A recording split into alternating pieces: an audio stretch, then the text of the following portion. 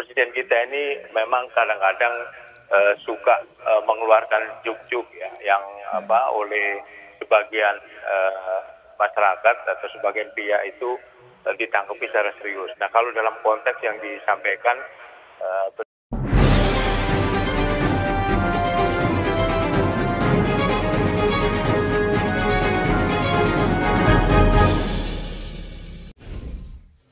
Dan untuk mengetahui bagaimana persisnya konteks dari pernyataan Presiden Joko Widodo terkait dengan penyebutan diktator, kita bergabung bersama dengan staf khusus Presiden bidang komunikasi, Bapak Johan Budi melalui sambungan telepon.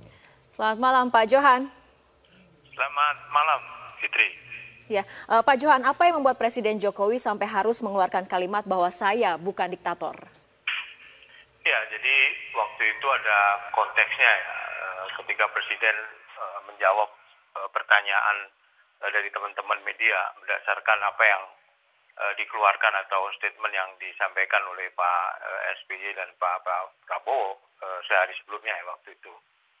Nah, Presiden menyampaikan dari mana ukuran menilai seseorang itu diktator zaman sekarang itu ya. Kemudian juga bagaimana abuse of power itu dijalankan, padahal semua kebebasan sekarang ada di Indonesia ya, disampaikan oleh Presiden misalnya media bisa ikut mengawasi jalannya pemerintahan, bisa ikut mengkritik, kemudian juga ada bagian dari masyarakat, kemudian juga ada yang mengawasi juga disebut dengan DPR gitu. Nah, di situasi yang sekarang yang begitu bebas itu Presiden menyampaikan tidak mungkin seseorang bisa menjadi diktator gitu, dan tidak ada indikatornya bahwa Presiden Jokowi menjalankan pemerintahan secara diktator itu. Yang mana gitu? Ukurannya di mana gitu? Ya, Pak Johan, itu adalah konteks dari pertemuan antara dua elit politik yang bertemu di bulan Juli akhir. Tapi kenapa sampai pikiran ini masih menghantui Presiden hingga ia mengeluarkan pernyataan wajah saya ini kok dibilang diktator di suasana yang terkesan memang suasana bercanda pada saat itu? Iya, saya kira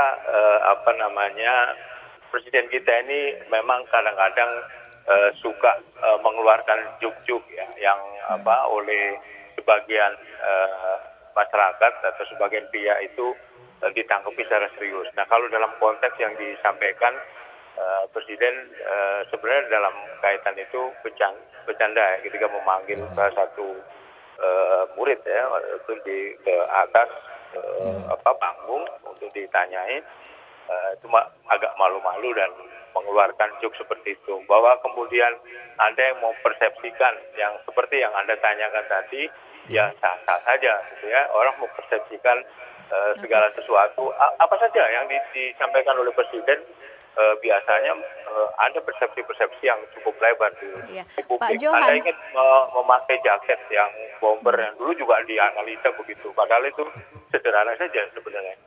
Oke, Pak Johan, apakah kemudian pernyataan ini apakah bisa menjadi gambaran bahwa Presiden sebetulnya sudah mulai tidak nyaman dengan berbagai macam tudingan, terutama yang ada di media sosial?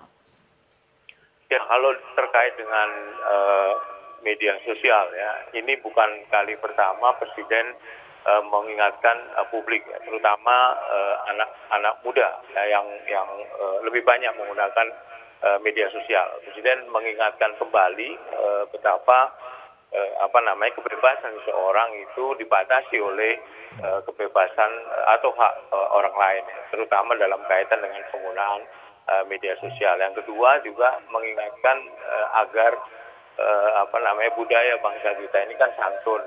Jadi dalam membuat status, dalam membuat kata-kata, kalimat-kalimat di dalam media sosial yang diunggah dalam media sosial itu juga harus menganut prinsip-prinsip yang santun, tidak menggunakan